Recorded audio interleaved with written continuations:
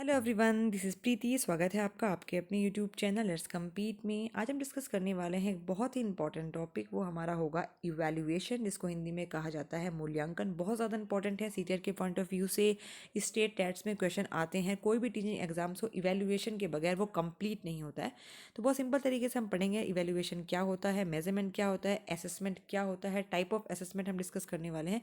और मैं कोशिश करूँगी कि आपको बहुत सिंपल तरीके से पढ़ा सकूँ, ताकि एक भी क्वेश्चन आपका गलत ना हो और कभी भी आपको लाइफ में कोई कन्फ्यूजन ना हो इवैल्यूएशन से रिलेटेड।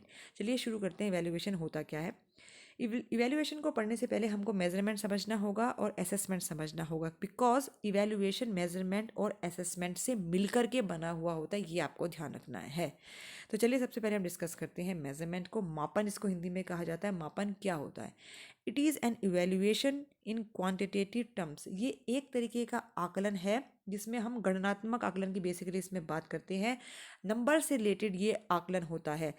एक एग्जाम्पल से इसको आपको आप समझिए। जैसे पहले ज़माने में क्या होता था कि, या आप आज से थोड़ा सा पीछे आप जाएं तो टीचर्स क्या करते थे, बच्चों का टेस्ट लेते थे। तो एक बच्चे के उसमें 33% नंबर आ गए हैं, एक बच्चे के 75% मार्क्स आ गए हैं। तो टीचर सिर्फ नंबरों से ये डिसाइड कर लेगा कि 33% वाला बच्चा बुद्धू है और 75% वाला बच्चा होशियार है। तो इस तरीके का जो इवैल्यूएशन होता है, जो सिर्फ मार्क्स बेस्ड होता है, नंबर बेस्ड होता है, उसको हम कहते हैं मेजरमेंट या मापन।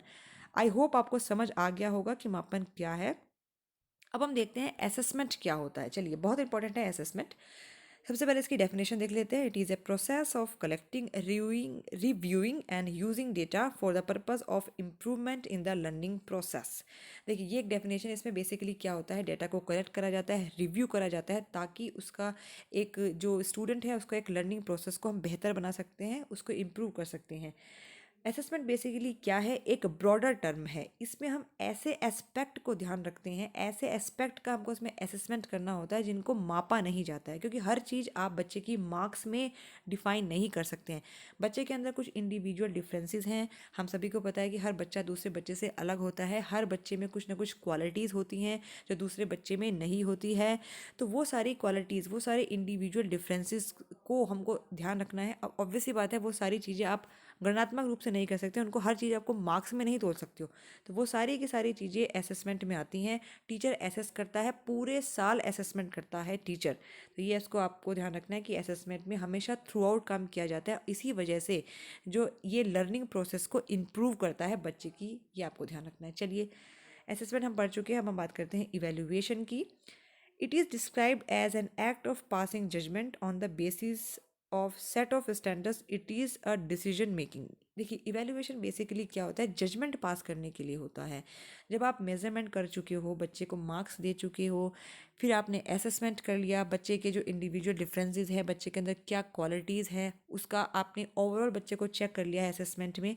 उसके बाद आप इवैल्यूएशन करोगे, मतलब आप एक जजमेंट आप पास करने वाले हो कि ये बच्चा इस कैटेगरी का है और ये बच्चा इस कैटेगरी का है। एक एग्जाम्पल से आप समझ सकते हैं।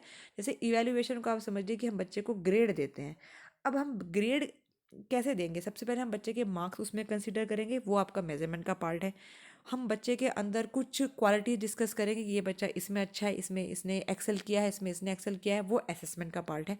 इन दोनों को मिला करके हम बच्चे को ग्रेड देंगे, तो वो इवैल्यूएशन का काम है। मतलब हमने बच्चे को कैटेगराइज कर दिया, grade A, grade B, grade C. एक जजमेंट हमने पास कर दिया है बच्चे के लिए।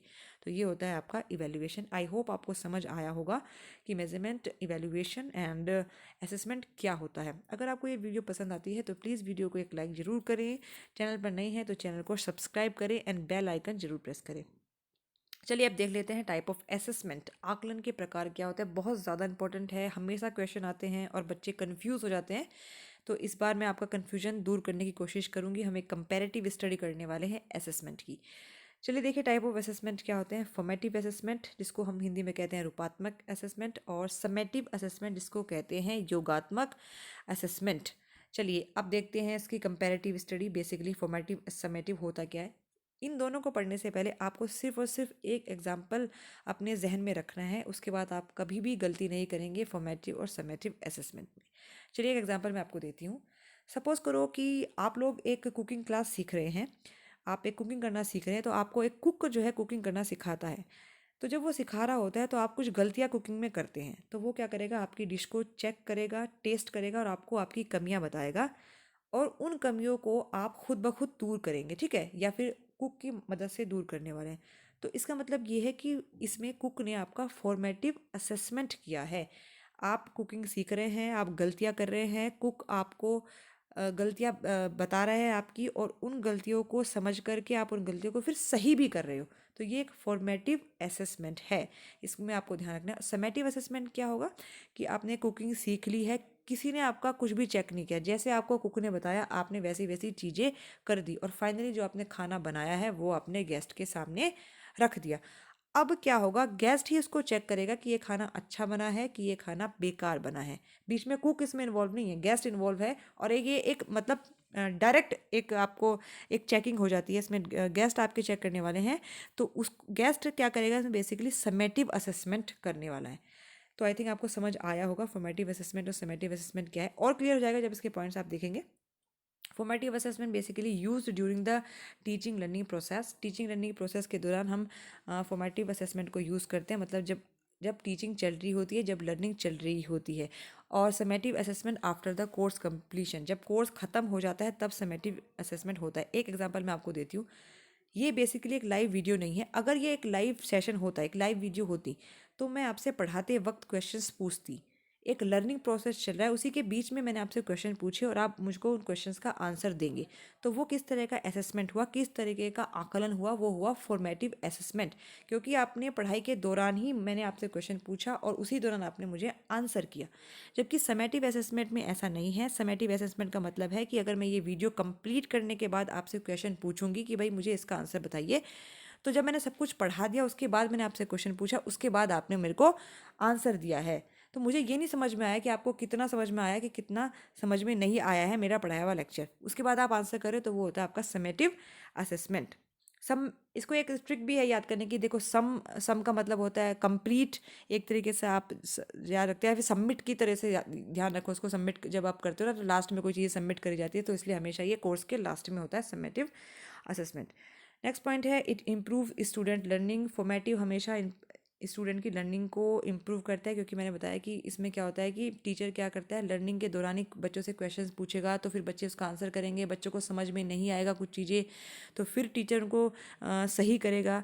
जबकि समेटिव असेसमेंट में क्या होता है, डजेंट इम्प्रूव स्टूडेंट लर्निंग, ये स्टूडेंट की लर्निंग इम्प्रूव नहीं करता है। इसको एक एग्जाम्पल से आप समझ ले और अच्छे से आपको क्लियर हो जाएगा कि जैसे कि आपने एक चैप्टर पढ़ाया है, तो एक चैप्टर के बाद बच्चों का आप यूनिट टेस्ट लेंगे। यूनिट टेस्ट में कुछ चीज़ें बच्चों को समझ में आएंगी, कुछ चीज़ें वो गलत लिखेंगे, कुछ चीज़ें सही लिखेंगे।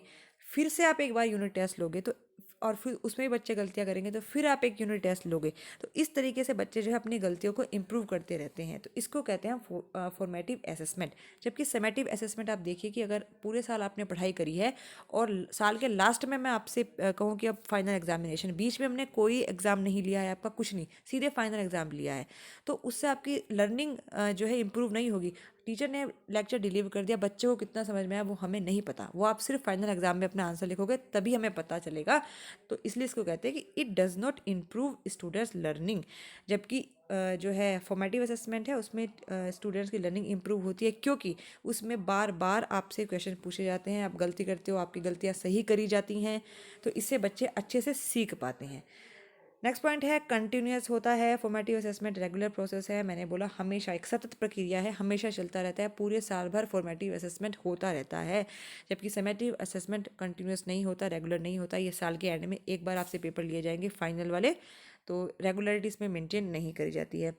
फॉर्मेटिव असेसमेंट डायग्नोस्टिक नेचर का होता है, बिल्कुल सही है। डायग्नोस्टिक नेचर का मतलब इसमें आपकी प्रॉब्लम्स जो है खोजी जाती हैं और फिर उसका निदान किया जाता है। मैंने आपको बोला कि बच्चा जो है गलतियाँ करेगा, उसकी गलतियों को टीचर सही करेगा, तो वो एक डायग्नोस्टिक नेचर का होता है फॉर्मेटिव असेसमेंट। जबकि ये एक जजमेंटल नेचर का होता है, इसमें कोई गुंजाइश नहीं है डायग्नोज की और रेमेडी की। समेटिव असेसमेंट में सीधे आपको साल भर के बाद पेपर लेने के लिए बोल दिया जाएगा कि भाई साल पूरा साल हो गया, हमने आपको ये पढ़ा दिया, अब आप ये आपका फाइनल एग्जामिनेशन है, इसको आपको करना है।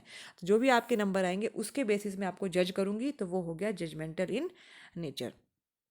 चलिए, limited content area is covered. Formative assessment में लिमिटेड एरिया कवर होता है, जबकि आपका समेटिव असेसमेंट है उसमें सारा whole content area is covered, पूरा कंटेंट इसमें कवर होता है। अब तक आप समझ ही गए होंगे कि ऐसा क्यों है, बिकॉज जैसे मैंने बोला कि आप यूनिट टेस्ट लेते हैं, हर चैप्टर के बाद बच्चों से क्वेश्चंस पूछते हैं या उसको प्रोजेक्ट असाइन करते हैं करने के लिए, कुछ असाइनमेंट्स देते हैं, कुछ क्विज़ करवाते हैं, तो हम छोटे छोटे से ग्रुप बना के ये करते हैं। लिमिटेड कंटेंट ही हम कवर करेंगे, भाई ये छोटा सा एक टॉपिक है, इस पर आप प्रोजेक्ट बनाइए, ये एक छोटी सी यूनिट है, इसका हम यूनिट टेस्ट लेंगे, तो लिमिटेड कंटेंट है। जबकि जो हमारी समेटिव असेसमेंट होता है इसमें हम पूरा कंटेंट कवर करते हैं। साल के एंड में पेपर होगा तो ऑब्वियस सी बात है पूरी बुक उसमें आएगी, तो इसके लिए होल कंटेंट आर कवर्ड। अब इसके कुछ एग्जांपल देखते हैं। क्वेश्चनिंग होता है, फॉर्मेटिव असेसमेंट का एग्जांपल प्रोजेक्ट है, यूनिट टेस्ट ले सकते हैं आप, प्रेजेंटेशन करवा सकते हैं, क्विज करवा सकते हैं। जबकि समेटिव असेसमेंट का एग्जांपल्स हैं, फाइनल एग्जाम्स हैं, साल में एक बार होते हैं। मिड टर्म्स एग्ज़ाम में भी 6-6 महीने के बीच में एक बार होते हैं मिड टर्म एग्ज़ाम्स। तो ये हैं आपके समेटिव असेसमेंट के कुछ एग्जांपल्स। आई होप आपको बहुत अच्छे से समझ आया होगा फॉर्मेटिव एंड समेटिव असेसमेंट। अब एक हम कुछ इंपॉर्टेंट टर्म डिस्कस कर लेते हैं असेसमेंट से रिलेटेड, बहुत ज़्यादा पूछी जाती है, स्पेशली सी चैट पे तो कई बार ये पूछा गया है। असेसमेंट ऑफ लर्निंग क्या होता है, assessment for learning, assessment as learning, assessment in learning. ये चार चीज़ों को हम थोड़ा समझते हैं। देखिए, असेसमेंट ऑफ लर्निंग का मतलब होता है, हिंदी में अगर मैं आपको समझाऊं, अधिगम का आकलन। असेसमेंट फॉर लर्निंग अधिगम के लिए आकलन। असेसमेंट एज लर्निंग अधिगम के रूप में आकलन। असेसमेंट इन लर्निंग अधिगम में आकलन। अभी बेसिकली होता क्या, इसको समझते हैं। सबसे पहले हमारा आता है assessment for learning. Assessment for learning कब होता है, ये होता है ड्यूरिंग इंस्ट्रक्शन, मतलब जब एक लर्निंग प्रोसेस चल रहा है उस दौरान जो भी असेसमेंट होता है उसको हम कहते हैं असेसमेंट फॉर लर्निंग। और ये किसका पार्ट होता है, ये होता है फॉर्मेटिव असेसमेंट का पार्ट, एफए का पार्ट होता है। ये बहुत बार क्वेश्चन पूछा गया है, ध्यान रखना है। इसकी एक ट्रिक है याद करने की, एफ से फोर शुरू होता है और एफ से फॉर्मेटिव शुरू होता है। तो असेसमेंट फॉर लर्निंग जब हम लर्निंग कर रहे हैं, ड्यूरिंग इंस्ट्रक्शन होता है, लर्निंग के दौरान होता है, तो ये आपको ध्यान रखना है। असेसमेंट ऑफ लर्निंग क्या होता है, असेसमेंट ऑफ लर्निंग हमेशा आफ्टर इंस्ट्रक्शन होता है, जब हम पढ़ाई कर चुके होते हैं, जब हम लर्निंग कर चुके होते हैं, उसके बाद जब हम असेसमेंट करते हैं वो असेसमेंट ऑफ लर्निंग होता है। ये आपने अभी कहाँ देखा है, summative assessment assessment of learning का एक एग्जाम्पल है। असेसमेंट एज लर्निंग क्या होता है, असेसमेंट देखिए इसको हम कहते हैं सेल्फ असेसमेंट। इसमें students become aware of their own learning. Student इसमें ये जान पाते हैं कि वो कितना सीखे हैं, खुद ब खुद उन्हें इस चीज़ का पता होता है कि हमने ये सीखा है, हमको ये सब आता है, तो वो असेसमेंट एज लर्निंग है। असेसमेंट इन लर्निंग लास्ट वाला है, इसका मतलब होता है इन बिटवीन इंस्ट्रक्शन। जब आप इंस्ट्रक्शन दिए जा रहे हैं, जब आपकी पढ़ाई हो रही है उसके बीच में होता है असेसमेंट इन लर्निंग। जैसे आप एकदम से कुछ सीख पाते हैं, जैसे कि सपोज़ मैं आपको इंग्लिश पढ़ा रही हूँ, उसमें एक पैराग्राफ हमने पढ़ा है, तो उस पैराग्राफ के तुरंत बाद आपने बुक्स में देखा होगा कुछ क्वेश्चंस दिए होते हैं, तो हमें पता भी नहीं चलता कि कब हम पढ़ते पढ़ते कुछ चीज़ें सीख लेते हैं, कुछ चीज़ों का आकलन कर लेते हैं, तो वो होता है असेसमेंट इन लर्निंग। तो this was all about evaluation, measurement and assessment. I hope आपको समझ में आया होगा। फिर भी आपके कमेंट सेक्शन में आप हमें प्लीज़ बताइएगा कि किस तरह की क्वेरीज आपकी है इस टॉपिक से रिलेटेड। और अगर आपकी कोई वीडियो पसंद आई है तो प्लीज़ ये वीडियो को अपने दोस्तों के साथ शेयर जरूर करें। चैनल पर नए हैं तो चैनल को सब्सक्राइब करें। जल्दी मिलते हैं अगली वीडियो में, तब तक के लिए धन्यवाद, बाय बाय।